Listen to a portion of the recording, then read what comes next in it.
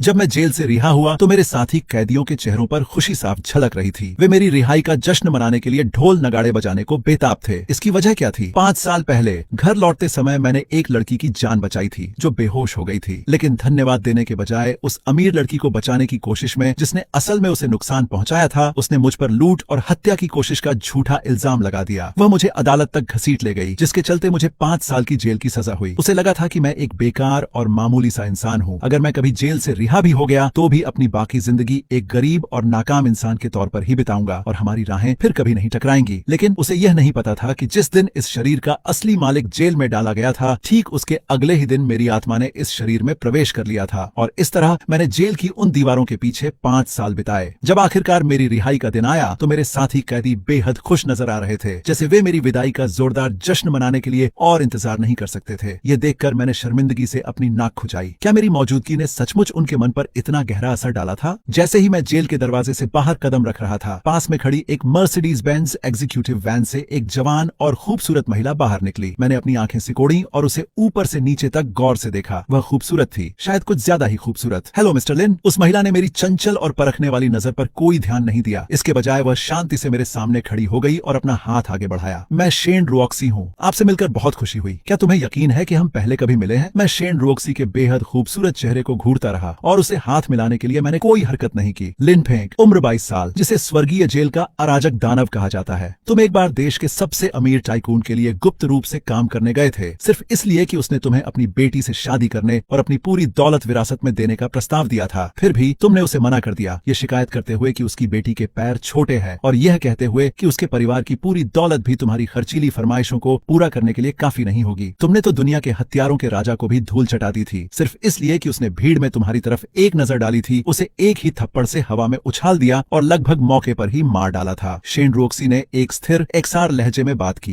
इन विवरणों को शब्द दर शब्द दोहराते हुए। अगर मुझे अपनी खुफिया जानकारी पर पूरा भरोसा न होता तो मैं कभी विश्वास नहीं करती कि जो आदमी इस जेल में दाखिल हुआ था और जो आदमी इससे बाहर निकल रहा है, वे दोनों एक ही व्यक्ति हैं। तुमने मेरे बारे में इतनी बारीकी से छानबीन की है। अगर तुम मुझे कोई संतोषजनक जानकारी नहीं दे पाए तो मुमकिन है कि तुम इस मुलाकात से जिंदा बाहर नहीं निकल पाओगे। मैंने अपनी आंखें और सिकोड़ लीं, शेन रुऑक्सी पर एक ठंडी खौफनाक नजर जमाते हुए। मैं ये मानने से इनकार करता हूँ कि कोई भी व्यक्ति सिर्फ जिज्ञासावश किसी अजनबी की छानबीन करने के लिए इतनी हद तक जाएगा। मैं एक वेंचर कैपिटल फर्म का प्रतिनिधित्व करती हूँ। मैं तुम्हारे साथ एक साझेदारी पर चर्चा करना चाहूंगी। शेन रुऑक्सी को ऐसा महसूस हुआ मानो उसे किसी सोए हुए दानव ने निशाना बनाया हो जो अभी अभी जागा हो। फिर भी वह अपनी शांति पूरी तरह से बनाए रखने में कामयाब रही। उसके चेहरे पर मौजूद मुस्कान का जरा सा भी निशान नहीं मिटा था। यंजिंग का शेन कबीला पूरे देश के सबसे शक्तिशाली परिवारों में से एक। स्वर्गीय जेल से जुड़ी एक जानकारी तुरंत मेरे दिमाग में कौंध गई। मैंने सुना है कि तुम शेन कबीले की बेटी होने के नाते देश के व्यापार जगत में नई पीढ़ी की रानी के रूप में जानी जाती हो। मिस्टर लिन, तुम सचमुच बहुत विशाल ज्ञान के धनी व्यक्ति हो। शेन रुऑक्सी ने हल्के से सिर हिलाते हुए स्वीकार किया। अगर तुम मेरे दिल में दबे एक खास संदेह को दूर कर सको तो मैं तुम्हारे साथ साझेदारी करने पर विचार कर सकता हूँ। क्या संदेह? शेन रुऑक्सी ने तुरंत पूछा। 5 साल पहले मुझे धोखे से जेल में डाल दिया गया था।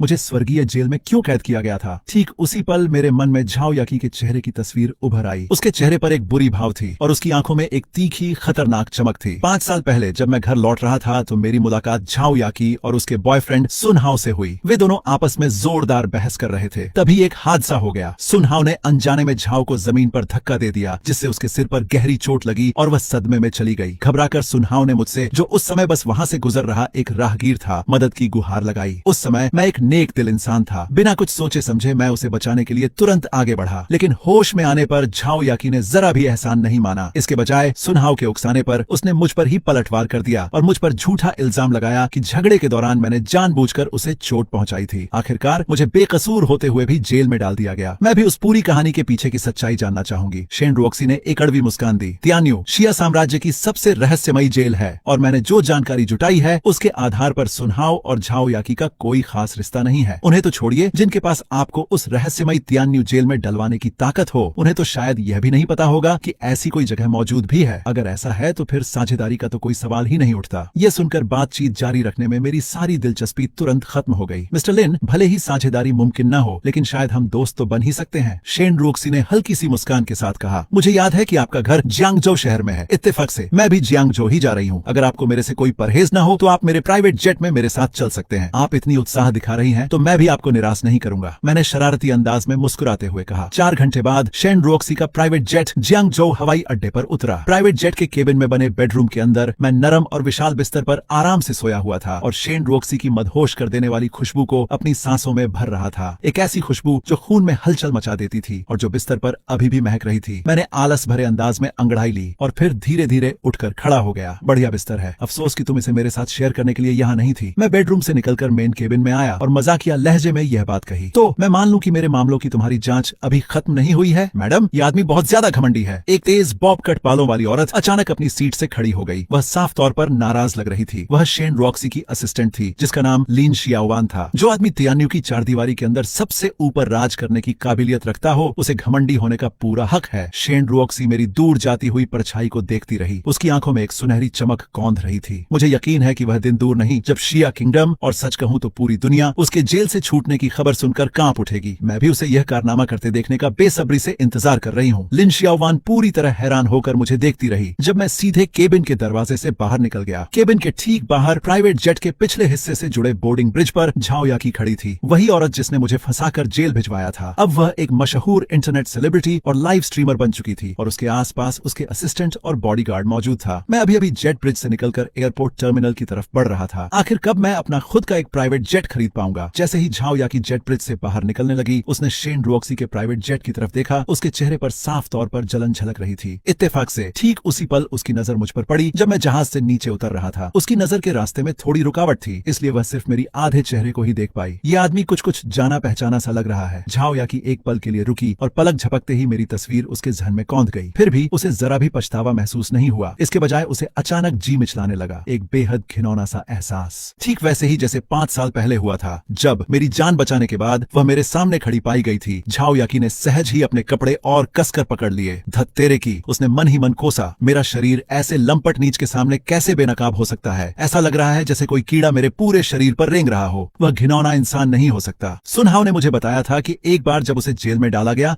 तो उसके सारे रिकॉर्ड गायब हो गए थे। इस बात की बहुत ज्यादा संभावना थी कि उसने जेल के अंदर ही आत्महत्या कर ली होगी और अगर वह मरा भी नहीं था तो जेल से छूटने के बाद उसे समाज के सबसे निचले तबके में संघर्ष करने के लिए छोड़ दिया गया होगा। आखिर वह एक प्राइवेट जेट में उड़ने का खर्च कैसे उठा सकता है? पूरी तरह से तिरस्कार भरी नजर से अपना सिर हिलाते हुए वह मुड़ा और तेजी से वहां से चली गई। इसी बीच लिन शियाओवान की नजर भी झाओ याकी पर पड़ी। उसका चेहरा तुरंत बदल गया और वह हड़बड़ी में शेन रोशी की ओर मुड़ी। मैडम, उसने कहा, वह औरत झाओ याकी है, वही जिसने मिस्टर लिन को फंसाया था और 5 साल पहले उन्हें जेल भिजवाया था। ऐसा लगता है कि भगवान अब इसे बर्दाश्त नहीं कर सकते। उन्होंने खास तौर पर उनसे आज मिलने को कहा। शेन रॉक्सी ने अपने स्वर में कोई बदलाव किए बिना शांति से झाओ याकी की पीठ की ओर देखा। मैंने अभी अभी पीछे से नजर देखी लेकिन मुझे नहीं पता था कि यह झाओ याकी था। वह सीधे एयरपोर्ट हॉल की ओर चल दी। उसकी जेब में रखा फोन कंपन करने लगा। उसने फोन निकाला और यह उसकी मां सुकिंग का फोन था। सुकिंग हवाई अड्डे के हॉल के बाएं द्वार से कुछ ही दूरी पर खड़ी थी। उत्सुकता से भीड़ में अपने बेटे की तलाश कर रही थी। वह वर्तमान में एक क्लिनिक चलाती है और उसकी आय आम लोगों के बीच कम नहीं है, लेकिन वह पिछले 5 वर्षों से गरीब की तरह रही है क्योंकि न केवल मुझे 5 साल पहले अन्यायपूर्ण तरीके से जेल में डाल दिया गया था बल्कि अदालत ने यह भी फैसला सुनाया कि पीड़ित झाओ याकी को मानसिक क्षति के लिए मुआवजा दिया जाना चाहिए और गंभीर रूप से घायल सुनहाव को चिकित्सा खर्च के लिए मुआवजा दिया जाना चाहिए जो कुल 1 मिलियन युआन से अधिक है। उस समय सुकिंग के पास इतना पैसा नहीं था और इसका अधिकांश हिस्सा दोस्तों से उधार लिया गया था। मुझे नहीं पता कि इसमें कितना समय लगा, लेकिन इससे पहले कि सुकिंग मेरा इंतजार कर पाती उसने अचानक झाओ याकी को हवाई अड्डे के हॉल से बाहर निकलने की ओर चलते देखा। झाओ याकी बहुत तेजस्वी थे। पूरा शरीर मशहूर ब्रांडों से ढका हुआ था। सुकिंग की साधारण कपड़े ने एक मुसीबत पैदा किया। मैंने एक नजर में अपनी मां सुकिंग को भीड़ के सामने देखा और मेरा दिल अचानक उत्साह और खुशी से भर गया। इस समय झाओ याकी के बॉडीगार्ड ने सुकिंग को वहां खड़ा देखा और रास्ता नहीं दिया। उसने धमकी दिया, क्या तुम मरना चाहते हो? ऐसा कहने के बाद वह सुकिंग को मरने वाला था। मैं अपनी मां से दोबारा मिलने की खुशी में डूबा हुआ था। अचानक मैंने देखा कि कोई मेरी मां मरने वाला है।